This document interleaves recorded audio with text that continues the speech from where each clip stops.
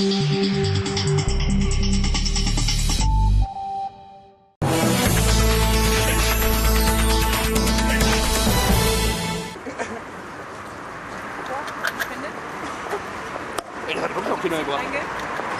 trying my luck. For a few minutes at least, I'm doing what's second nature to those living on the streets, begging. I feel pretty uncomfortable, and no one's giving me any money. From behind the camera, my tutor is giving me tips, but eventually I give up.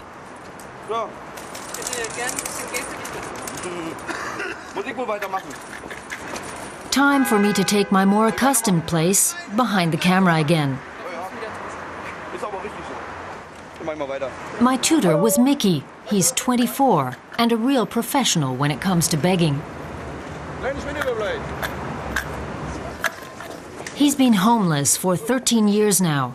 13 years spent on the street, in children's homes and in prison. Now he's not into anything criminal, he says. He tries to earn money through begging. Some days he gets nothing. Others, he might be lucky, collecting up to 10 euros. Mickey tells me that originally he's from Magdeburg, in eastern Germany. He traveled a lot before he ended up in Berlin. He was in Hamburg, in Düsseldorf, and in Essen, more often than not in prisons. He also did some time in Dortmund and Schalke.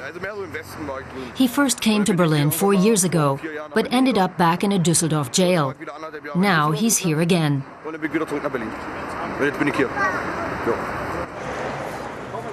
This is Frankfurter Allee, a major thoroughfare in the east of Berlin. Twice a week, a bus calls by, run by a group of social workers called Karuna. They stop at the main hangouts for the homeless to serve up hot food and get to know young people like Mickey. His social worker is Maggie. Wichtig wäre noch, dass du noch mal ins Büro kommst, weil wir haben noch ein paar Schuldensachen zu klären. Heute musst du nicht mehr vorbeikommen. She asks him to come by their office. He has an appointment with his probation officer, but promises to drop by.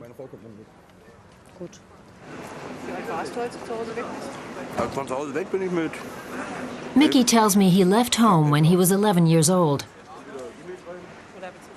That's relatively young. Most youngsters leave between 14 and 16, the Karuna team tells me.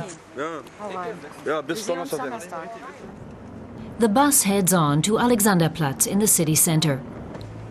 I hitch a ride. I want to know more about Karuna's work. I ask Maggie how many youngsters they regularly see.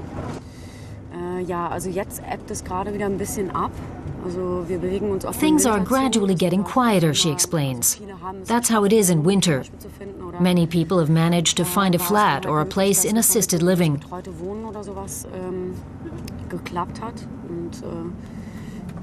Those who are left on the street are people who have been there a long time, she says.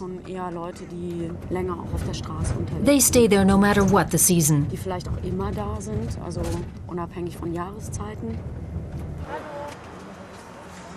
In the heart of the city, amid the shops, tourists, and everyday bustle, these young people live out on the street. The street workers check if there are any new faces, and then take everyone along to the bus for some soup. The Karuna team sticks together. There's safety in numbers, with violence always a real possibility on the street. Maggie and her colleagues are welcome faces for most of the youngsters, but they never really know what to expect.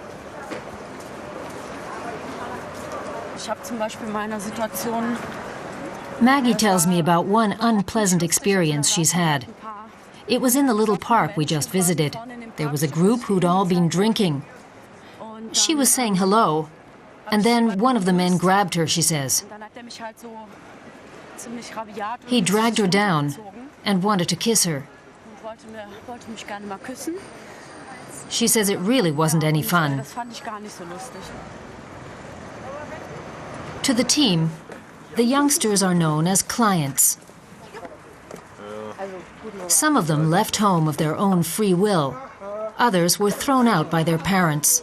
All experienced conflict at home. Some neglect, physical or sexual abuse.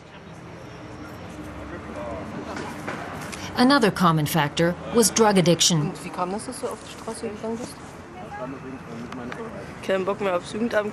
I asked this girl how she ended up on the street. She didn't get on with her parents and had a bad time with child welfare, so she walked out.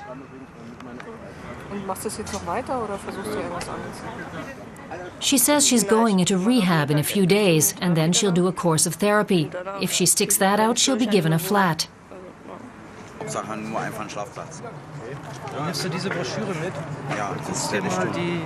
The social workers hand out information on hostels for the homeless. People can stay in them for up to 12 nights a month.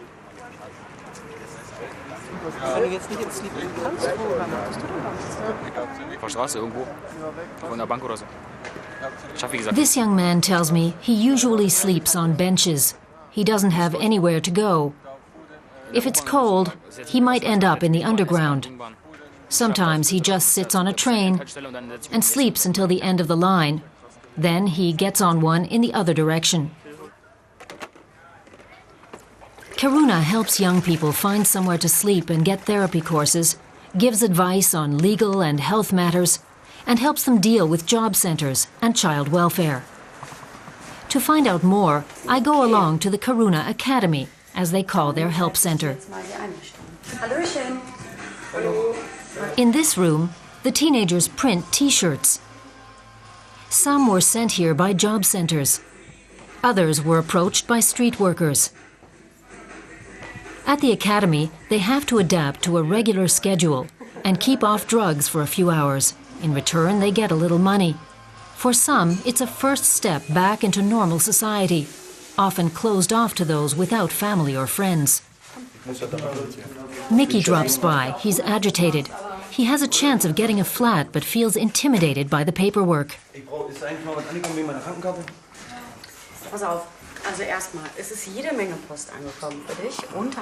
Maggie goes through Mickey's mail with him, looking for the relevant forms. Karuna serves as a postal address for homeless people.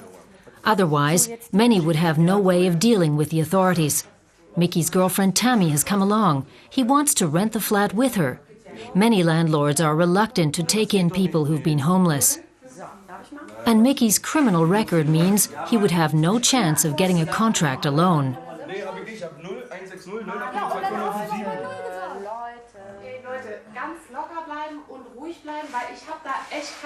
Maggie tries to calm Mickey and Tammy.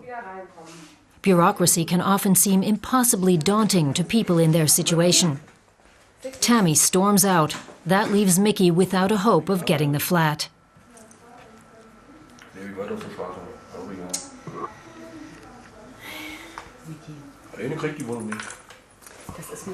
Mickey is resigned to staying on the street.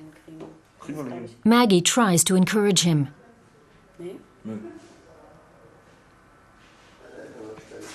She takes him out back to talk alone. Often, people living on the streets feel powerless to change their situation. Without help, like that offered by Karuna, many would have little chance. Tammy has calmed down and come back.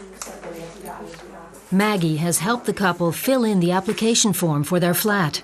Thanks to Karuna, their story might be taking a turn for the better.